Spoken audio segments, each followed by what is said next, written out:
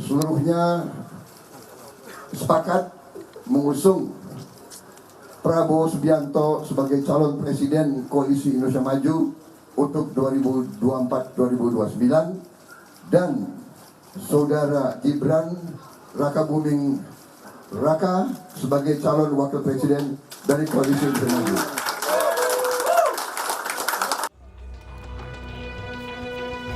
Usai resmi putusan MK, Prabowo akhirnya mengumumkan bakal cawapres pendampingnya adalah putra sulung Presiden Joko Widodo, Gibran Rakabuming Raka. Nama Gibran diambil setelah para ketua umum Koalisi Indonesia Maju menggelar rapat di kediaman Prabowo di Kertanegara, Jakarta Selatan, Minggu malam.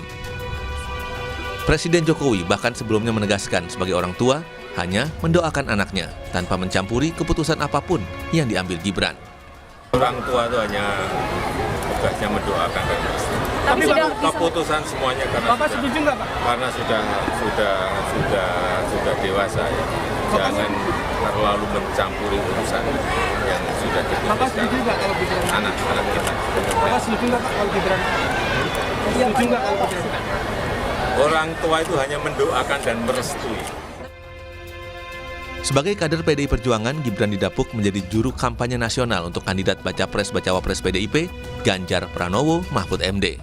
Dengan adanya pengumuman dari Koalisi Indonesia Maju, maka tim pemenangan nasional akan kembali digodok, terutama posisi juru kampanye nasional. Beneran, besok pagi udah dijadwalkan finalisasi selain struktur organisasi, berarti di situ juga termasuk yang akan menjadi juru bicara, juru kampanye, termasuk tim-tim lain yang ada dalam struktur. Juga visi misi besok itu akan difinalisasikan. Sementara itu, status Gibran hingga kini masih menjadi kader PDI Perjuangan. Ketua DPP PDI Perjuangan Puan Maharani menyatakan Gibran belum mengajukan surat pengunduran diri. Ketemu Mas Gibran. Nah, itu ngomongin apa, Mbak Puan? Ngomongin hal yang penting. Apa tuh, Mbak? Surat pengunduran diri, Mbak. Gak ada sama sekali. Tapi PDIP akan menyikapi pencalonan Mas Gibran dari Golkar. Nggak apa-apa kan belum, baru diusulkan kan belum Beliau akan. menyatakan akan menindaklanjuti dengan berkoordinasi. Ya sudah koordinasi belum? Tanya dulu ke Mas Gibran, udah koordinasi belum? Apakah sudah atau belum? Ya saya nggak tahu, coba ditanya ke Mas Gibran. Sebelum akhirnya diumumkan Prabowo, Gibran terlihat melakukan safari politik, bertemu dengan para ketua umum Koalisi Indonesia Maju. Keputusan Koalisi Indonesia Maju yang mengusung Gibran Rakabuming Raka cukup mengagetkan publik karena dia berasal dari kubu sebelah PDI Perjuangan. Kini tinggal menunggu kepastian apakah Gibran Rakabuming Raka menerima dan menyatakan maju mendampingi Prabowo atau tidak. Jika memang demikian, bagaimana dengan status dan hubungannya dengan PDI Perjuangan? Tim Liputan Kompas TV. Seperti diketahui, Koalisi Indonesia Maju umumkan Gibran Rakabuming Raka, wali kota Solo yang juga putra sulung Presiden Joko Widodo, menjadi bakal cawapres pendamping Prabowo Subianto. Padahal seperti kita ketahui bersama bahwa Gibran ini merupakan kader PDI Perjuangan yang sudah mengusung bakal capres-cawapresnya Ganjar Pranowo dan Mahfud MD dalam kontestasi Pilpres mendatang. Benarkah langkah Koalisi Indonesia Maju ini diambil demi mendapat dukungan Jokowi? Dan bagaimana dengan hubungan PDI Perjuangan jika Gibran menerima? Pagi ini kita akan bahas dengan sejumlah narasumber, diantaranya Ketua DPP Partai Golkar Dev Laksono, dan juga di studio telah hadir pakar komunikasi politik Profesor Lely Ariane dari Universitas Nasional. Selamat pagi Ibu, selamat pagi Bung Dev. Pagi Mas Radi. Selamat pagi, Bung gimana kabar? Dev, selamat pagi, assalamualaikum warahmatullahi wabarakatuh. Waalaikumsalam Bu. Saya akan buka perbincangan kita pagi hari ini dengan pertanyaan, apakah Partai Golkar sudah ketok pintu ke PDI Perjuangan, Bung Dev? Kalau masalah ketok pintu itu adalah masalah komunikasi ya, antara ketua umum, apalagi yang sekarang masih dalam koalisi pemerintahan saat ini, itu rutin melakukan komunikasi. Jadi sebelum kita melakukan satu kebijakan politik strategis dalam pencalonan presiden yang juga melibatkan banyak orang dan juga banyak partai, pasti sudah ada rutin komunikasi antara sesama ketua umum gitu untuk berbagai macam hal. Artinya sudah ada perbincangan sebelumnya antara Ketua Umum Partai Golkar, Pak Erlangga Hartarto dengan Ibu Mega ya, begitu? Sebagai Ketua Umum PD pasti Perjuangan. sudah ada komunikasi secara rutin lah, termasuk berbagai macam hal. Tapi pada saat deklarasi kan kalau pasangan bakal capres-cawapres biasanya bakal cawapres ini hadir begitu. Seperti yang kita saksikan Pak Muhaimin Iskandar pada saat dideklarasikan dengan Pak Anies hadir begitu. Lalu Pak Ganjar juga Pak Mahfudnya hadir. Nah, Mas Gibran ini kok nggak hadir semalam, gimana ceritanya tuh, Bung Dev? Ya, kan ada pembicaraan-pembicaraan yang melibatkan berbagai macam pihak, termasuk Mas Gibran juga sebelumnya. Kalau masalah kehadiran beliau pada saat deklarasi itu memang kalau dari banyak orang ya itu bisa diartikan berbagai macam. Kan, tapi itu bukan berarti ini tidak, pembicaraan ini tidak melibatkan beliau. Komunikasi ini pasti sudah dibicarakan, diskusikan cukup panjang, dan juga komunikasi antara Mas Gibran dengan para ketua umum partai politik itu sudah berlangsung jauh-jauh hari, gitu, dan makanya akan segera deklarasikan rencananya hari ini ya, nanti sore akan dideklarasikan, dan lalu kita akan daftarkan pada besok. Jadi nanti kehadiran Mas Gibran ini akan tampak begitu ke harapan publik pada saat deklarasi siang nanti, begitu ya Bung Dev ya? Iya. Nah, yang jadi pertanyaan juga apa sih sebenarnya pertimbangan Partai Golkar? Karena Partai Golkar ini yang saya lihat dan publik melihat sebagai penentu dalam koalisi Indonesia Maju untuk menentukan bakal cawapresnya Pak Prabowo. Partai Golkar sendiri punya pertimbangan apa untuk memilih Mas Gibran? Kemarin memang Pak Erlangga sudah menjelaskan, tapi saya ingin dan publik juga ingin lebih rinci dan juga dengan penjelasan yang sangat rasional bagaimana Partai Golkar memilih Gibran Rakabuming Raka sebagai bakal calon wakil presidennya Pak Prabowo. Ya, pertimbangan itu juga sudah kita lampaui berbagai macam proses. Proses yang pertama itu melihat keberhasilan beliau sebagai wali kota, kita lihat kemampuan beliau dalam bisa menarik suara khususnya dari generasi milenial, generasi Z yang merupakan 50% dari demografi penduduk Indonesia. Terus juga bagaimana kemampuan dia untuk menggerakkan massa khususnya di generasi muda. Nah, hal inilah yang menjadi tolak ukur dan pertimbangan utama kita untuk menentukan pilihan ini. Dinilai sudah punya prestasi meskipun baru 2 tahun begitu ya Bu Leni di Solo sebagai wali kota, tapi nilai sudah punya prestasi yang banyak begitu dari Partai Golkar. Saya akan ke Bu Leli dulu deh kalau gitu. Bu, saya kan tanya tadi di awal ke Bung Dev, sudah ketok pintu atau belum? Kata Bung Dev komunikasinya tetap terus dijalin gitu. Tapi kalau menurut Anda sebagai guru besar komunikasi politik, apakah komunikasi politik yang sehat sudah dibangun oleh partai-partai di koalisi Indonesia Maju termasuk Partai Golkar? Ya, pertanyaannya kuantitatif banget nih. Apakah gitu? Jawabannya iya atau tidak gitu kan? Jawabannya tidak. Tidak. Jadi gini, dalam komunikasi politik itu ada kulunuwun politik juga namanya. Kalau kita dengar dari apa yang disampaikan oleh Mbak Puan dan lain-lain, malam tadi kebetulan saya sama Kang Aceh, kita dari 2014, 2019 ngomongin Golkar juga di Kompas TV gitu kan. Jadi memang ya dinamika politik ini nampaknya geraknya begitu cepat, terutama menyangkut soal Gibran. Sampai kemudian teman-teman bertanya, Bu Leli katanya, apakah di partai politik itu seperti krisis kader?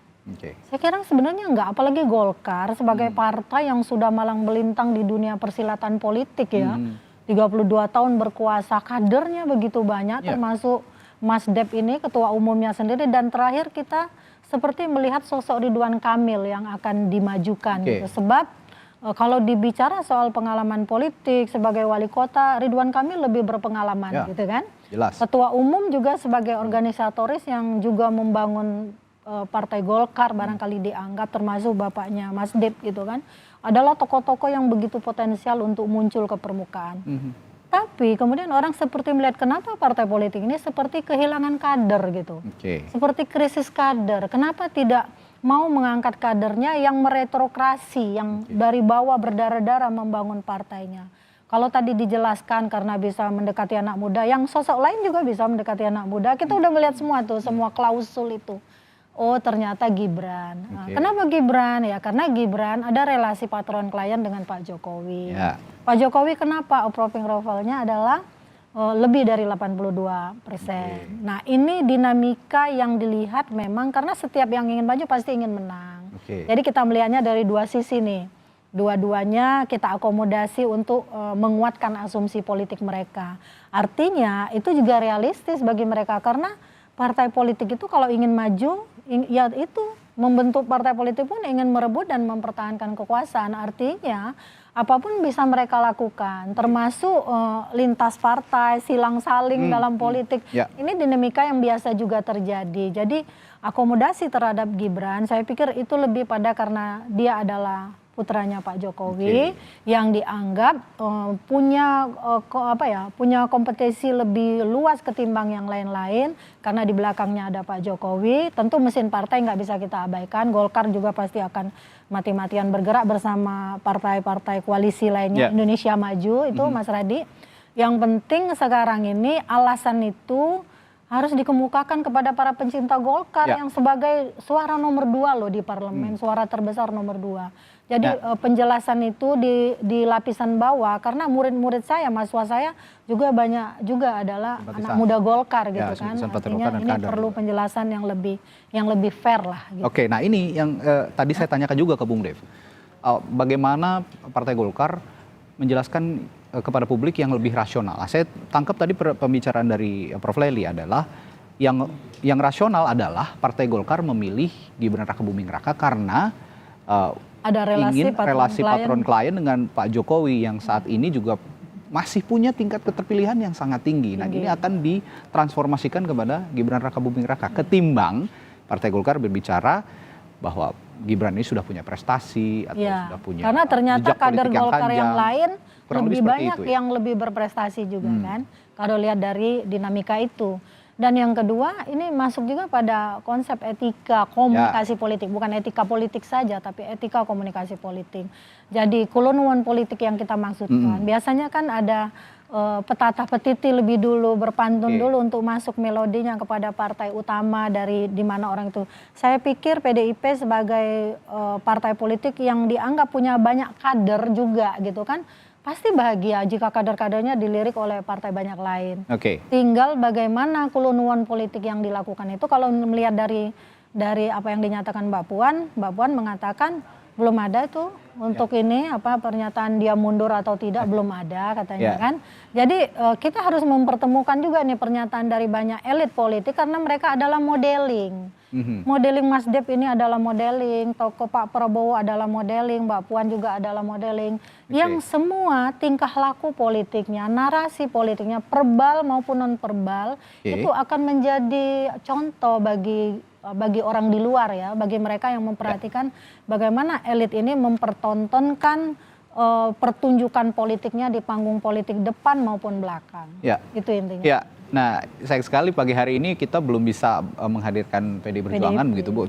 Saya pikir sebenarnya PDI Perjuangan yang sangat bisa menjawab hal ini, apakah memang menerima atau masih ada pertimbangan lain begitu. Nah, dari bahasa saya menerima ini apakah nanti langkah politiknya adalah mengeluarkan Gibran dari PDI Perjuangan atau merelakan tetap menjadi kader PDI Perjuangan dan berkontestasi di kubu sebelah begitu. Tapi saya punya pertanyaan lagi, Bung Dev, ini apakah Partai Golkar seperti yang kami bicarakan tadi di studio dengan Prof. Lely akan berbesar hati kepada publik termasuk juga simpatisan-simpatisan Partai Golkar yang menyebar di seluruh Indonesia bahwa memilih Gibran ini adalah karena ada korelasi yang sangat kuat dengan Pak Jokowi dan bukan semata-mata hanya prestasi Gibran karena baru 2 tahun menjadi wali kota juga saya kira kader Golkar banyak yang jauh lebih mumpuni dari itu.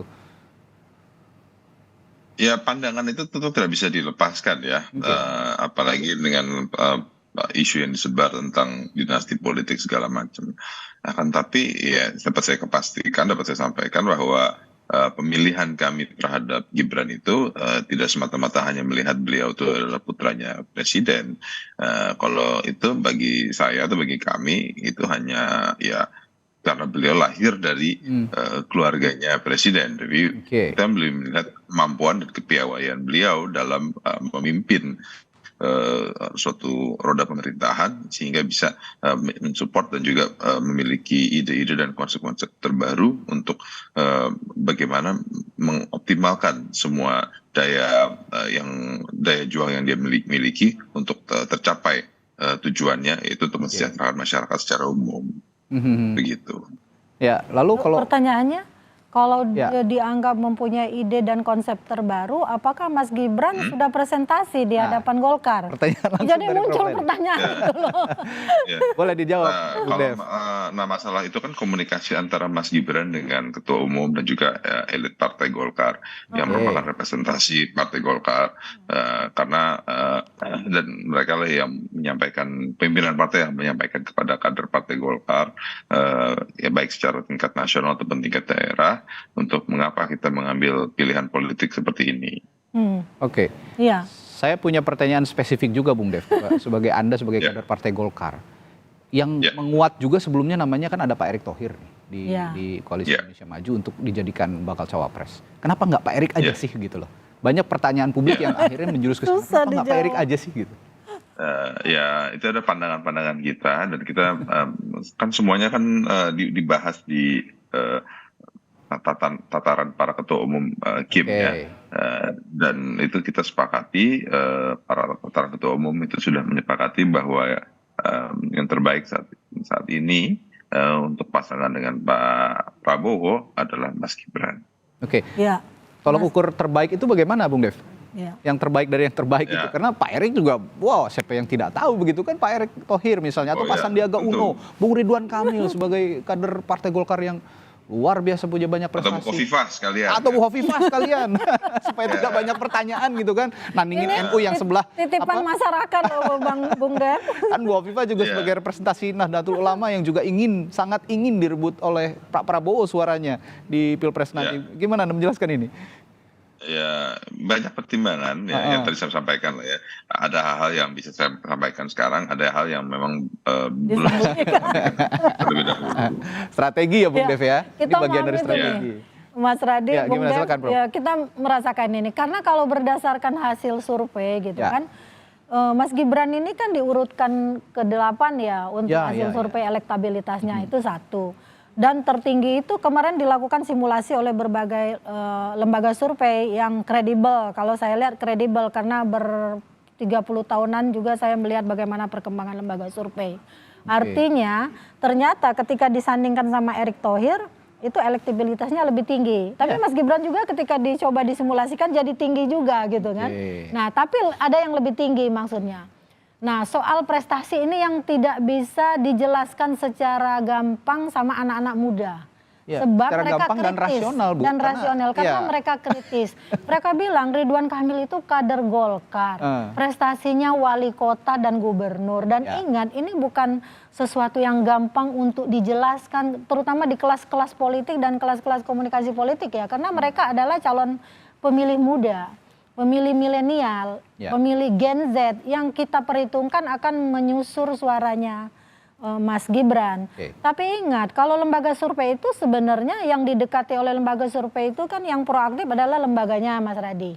Tapi kalau nanti di bilik suara yang aktif itu adalah pemilihnya. Nah kalau pemilihnya masih belum bisa menerima penjelasan dari Bung Dev yang dibilang tadi berprestasi, ya sudah karena yang didengar oleh publik selama ini Mas Gibran juga program-programnya belum dijelaskan seperti Prof Mahfud misalnya, lagi Caimin, nah, itu yang akan saya tanyakan berikutnya. Anies dan sebagainya. Kalau dari kubunya Mas Anies dan Gus Muhaimin gitu kan, mengusung tema perubahan jelas begitu ya.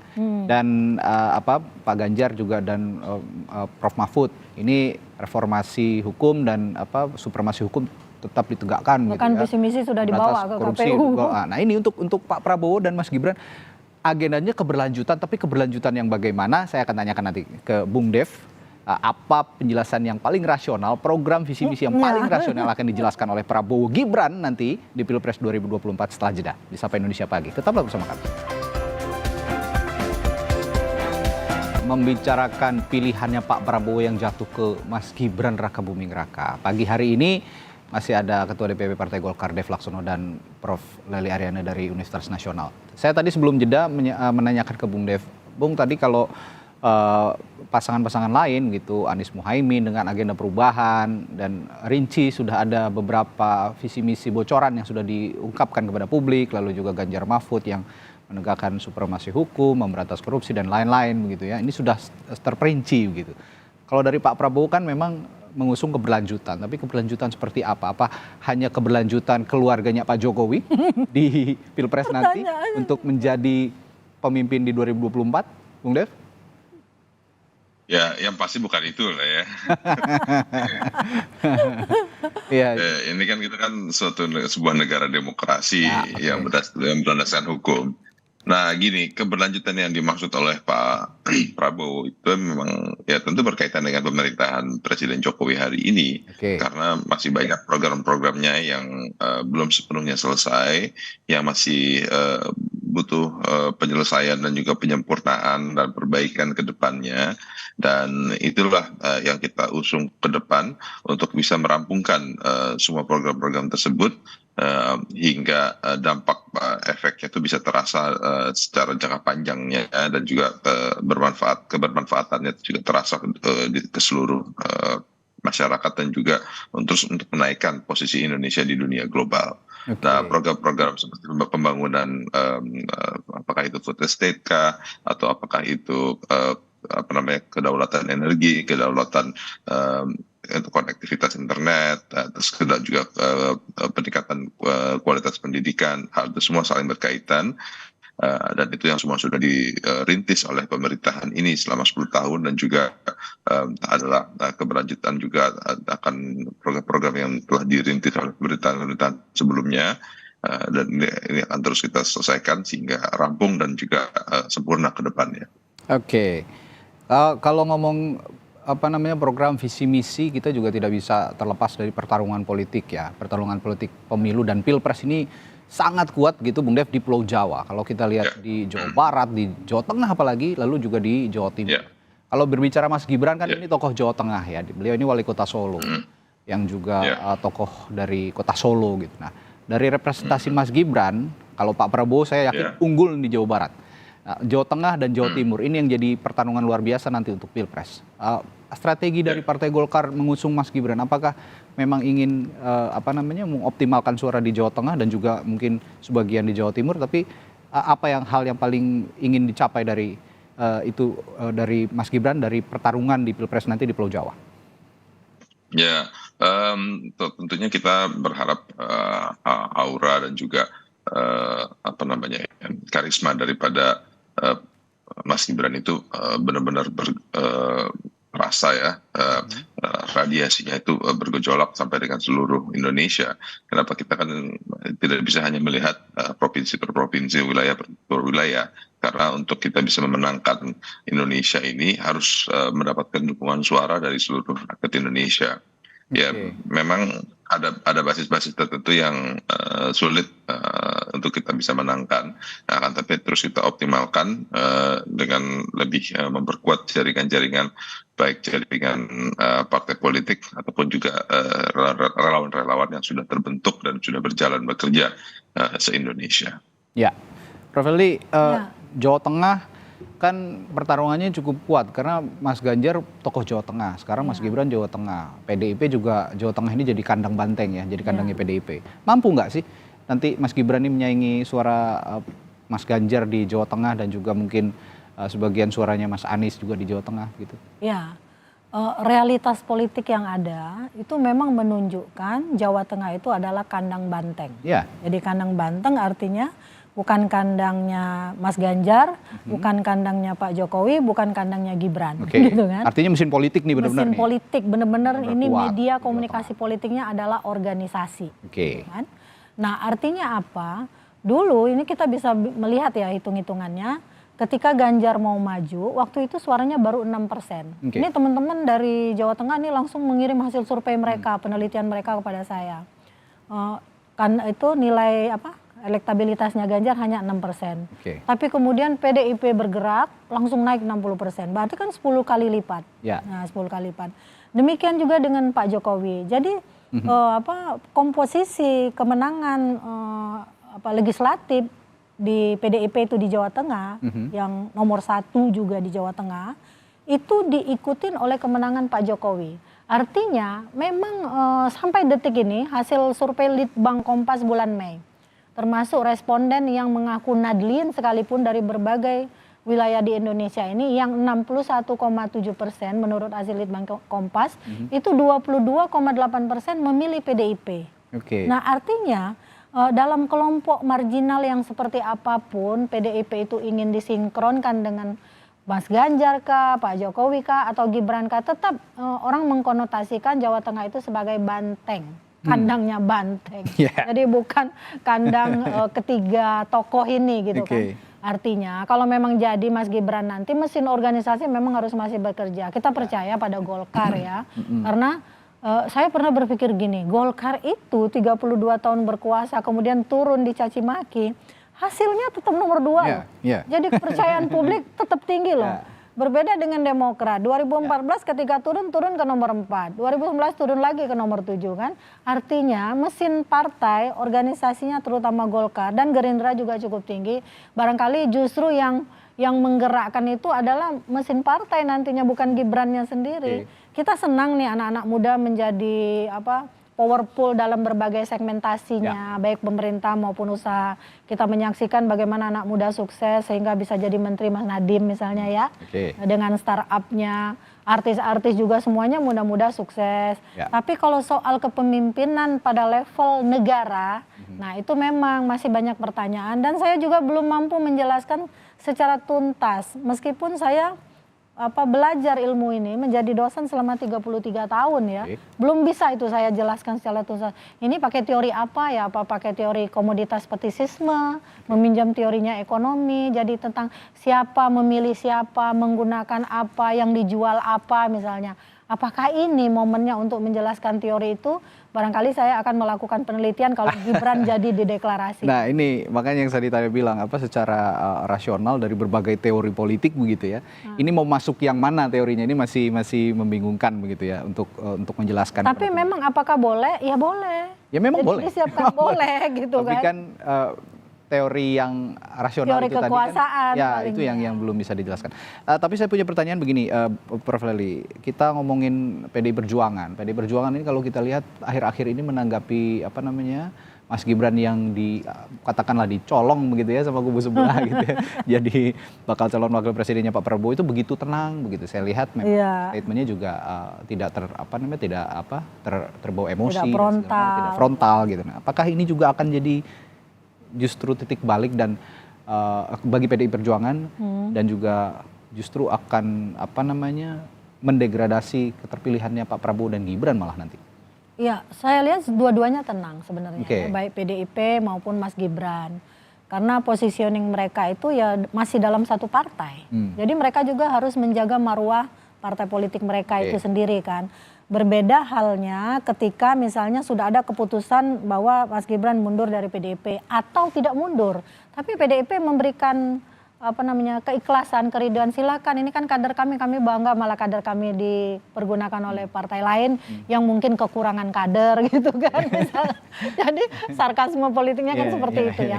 Nah dinamika seperti inilah yang harus dilihat nanti oleh Pak Prabowo dan teman-teman termasuk Golkar. Kita percaya nih Golkar malang melintang di dunia politik ini, bukan orang-orang yang gampang untuk memuluskan sesuatu kecuali memang kepentingan politik mereka sudah bisa mereka baca. Nah itu dia.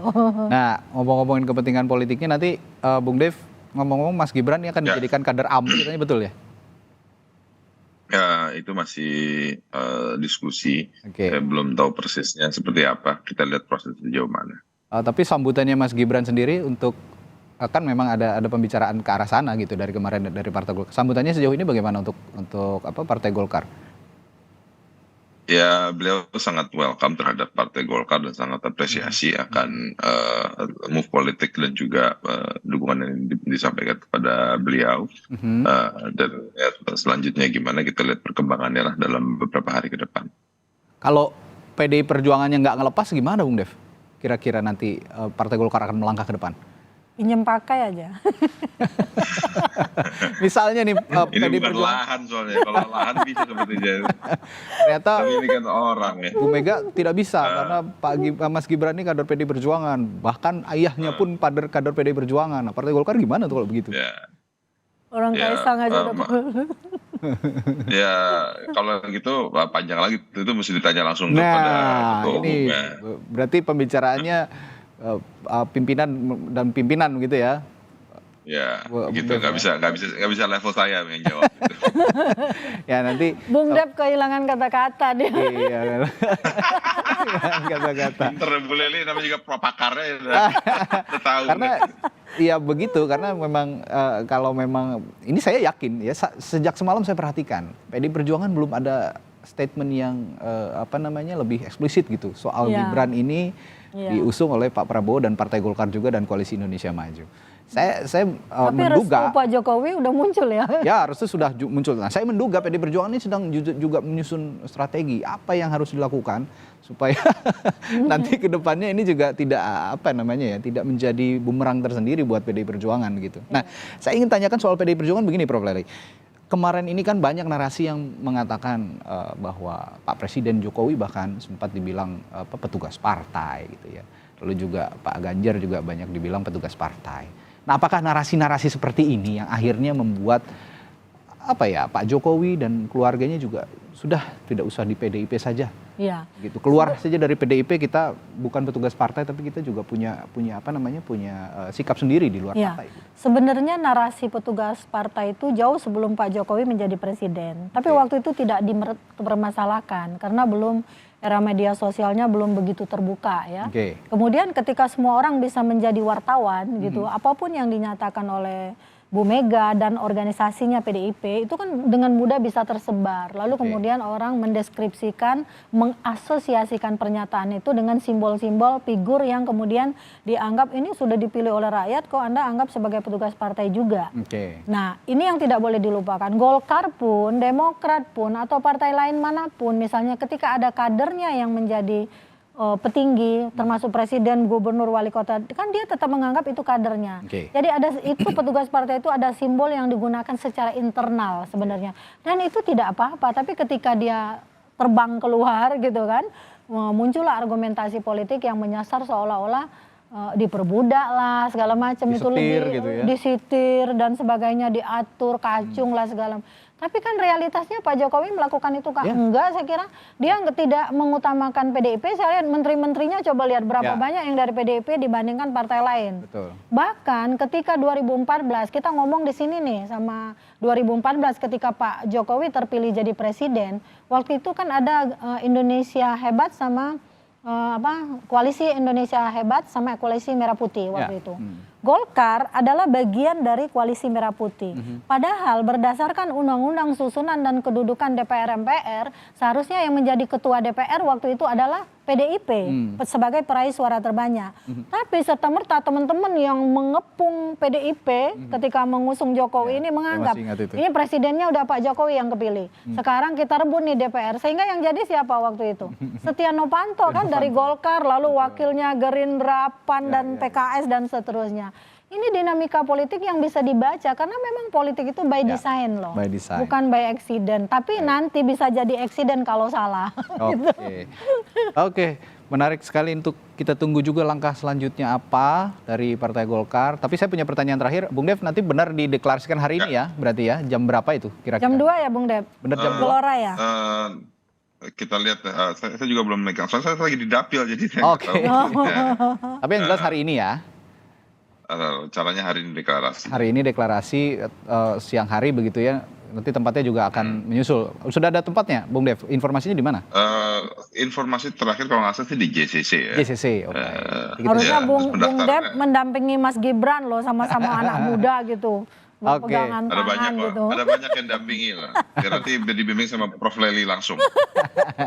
Baik, ini yang menarik juga kita tunggu langkah selanjutnya, dan yang menarik juga sikap dari PDI Perjuangan, Bu Leli, sampai detik ini belum muncul. Bagi sampai siang kami, kita tunggu ya. Ya, bagi kita publik juga harus tahu apa langkah selanjutnya dari PDI Perjuangan. Sayang sekali tidak bisa hadir hari ini, tapi kami juga sudah menghubungi tadi dari PDI Perjuangan, tapi belum bersedia untuk berdialog bersama kami pagi hari ini. Baik, terima kasih Prof. Leli. Sama-sama. Komunikasi politik dari Universitas Nasional, juga Bung Dev Laksono, Ketua DPP Partai Golkar. Kita tunggu langkah selanjutnya buat anak muda lainnya di Partai Golkar mengusung Mas Gibran dan Pak Prabowo nanti. Makasih, Bung Dev, sehat selalu.